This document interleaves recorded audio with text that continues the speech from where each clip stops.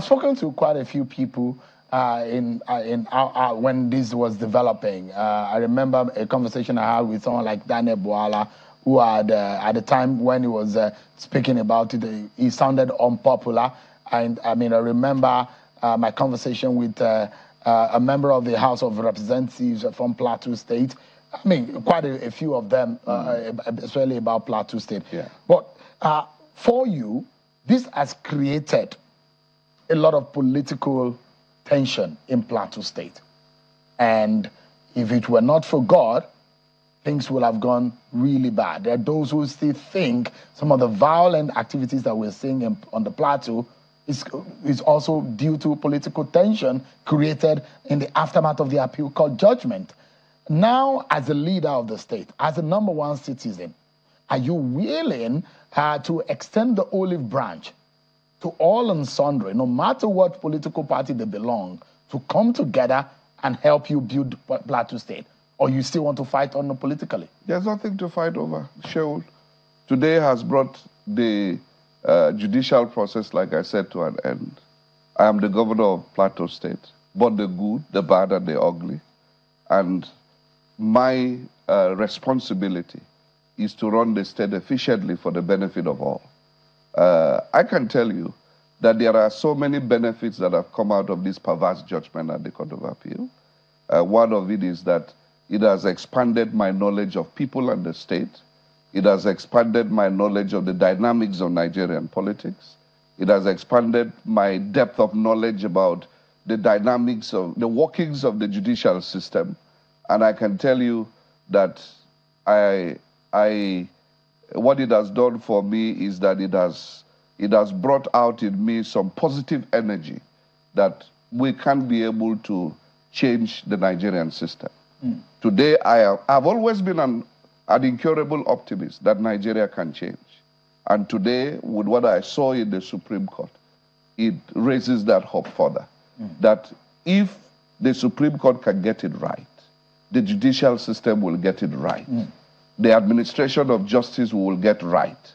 It therefore means we can cascade this into other spheres of our national development. I believe that with a lot of the things that are happening now, some of the drastic corrective measures Mr. President is taking means that change is possible. So you believe in what Bola Tinubu is doing? Oh, why not? Have you met with him? Uh-huh. Did you discuss your case with him? Nothing unusual. Of course, he's aware. As the president, he's aware of all. What was his comment about the matter? I wish you good luck. I wish you good luck. He never tried to help. Well, in what way can he help? He's the president. He is the president, but he is not the judge.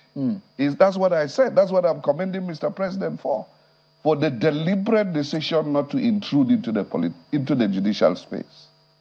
It takes a great restraint for a good leader to restrain himself when he knows that he has the powers that can be able to distort a system.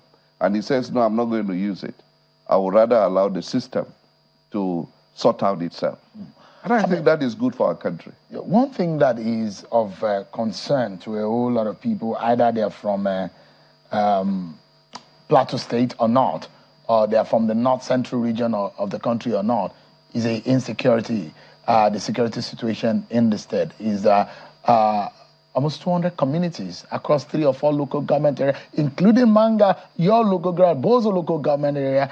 And there are a lot of people who are worried that what has really gone wrong. In fact, there are those who are saying that this is a deliberate act to take over the land because of the people of the state, because of the natural resource they want to get, because there are those who are of the opinion, the theory is that as soon as they take over, I mean, they chase the people out. Few weeks after, you see the mining of natural resource in that land, not concluded, but these are some of the theories that people have. But in the interim, what comes to your mind? What do you think is at the heart of these very crazy, violent idea of killing innocent people in their beds in the middle of the night and chasing them out of their communities? Thank you, Shewood.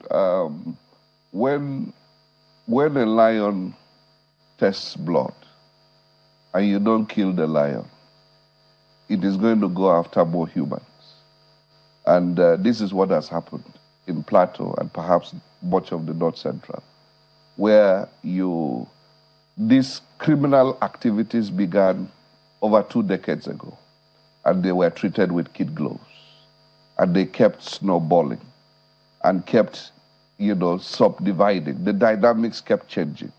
Today, it is a multifaceted, hydra-headed problem. It will not be far-fetched that there are land-grabbing interests involved in this matter. It will not be far-fetched that we also have criminals who have lost humanity and therefore can be able to shoot a 3-year-old baby, for example, with a gun at close range, and how the baby didn't die only takes God as a miracle worker to have preserved that child. Where you macheted a 5-year-old boy for no just cause, it shows a loss of humanity. I'm worried, Sherwood, that it looks like, to some degree, even in Nigeria, our values have been so thoroughly eroded that we've lost our humanity in many respects. And today, we have allowed criminality to thrive. What I can tell you we're dealing with on the Plateau and the attacks in the recent past are pure acts of terrorism. And the earlier we dealt with it as acts of terrorism as a state, not Plateau State, I mean, as a subnational, but as a Nigerian state. We deal with it as an act of terrorism. We will not be able to apply the hammer with the full weight we can bring to bear on this monster. It's a big monster. Are these known terrorists? Yes and no. Are they aliens? Are they non-Nigerians? I believe that the sponsors of the terrorists, the financiers of the terrorists, that those who arm the terrorists, that they are known. And the security agencies know them. If they don't know them, they have the capacity to know them. And that is why we're insisting that the security agencies must do their work, which is to protect lives and property. And when they recruit unknown persons, when you hear about unknown gunmen, oftentimes a few have been caught, and truly, they don't appear to be from any part of this country. I mean, I can imagine that as a former local government chairman, yes. In Manga, for example. Mangu, sorry. Yeah, right. You have an idea, a native local intelligence that you get from the people. Very well, very well. And when you say that these are terrorists that are being sponsored and these people are capable of being known, you yourself as the chief security officer of the state should have an idea. Who are these people? Can we name to shame them? And the Nigerian people will know the terrorists that are terrorizing our nation? Is it possible? Well, it's possible, Sherwood. It's a collaborative effort. I do not have the tools of coercion to be able to catch these people. But do you know and bring them to book. Do you know these people? Even if I do, my duty is to transmit my knowledge to the security agencies because they have constitutional responsibility to investigate, to arrest, and then sometimes, of course, when they have done that, I as governor now, under my Ministry of Justice, we can be able to prosecute in conjunction with the Federal Ministry of Justice. So it's a collaborative effort. We must share information and knowledge.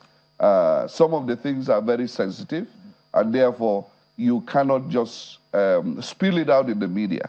You must be able to engage the appropriate authorities if it is going to bear the much needed fruit. But are you thinking of alternative measures yourself? The police and security agencies are not within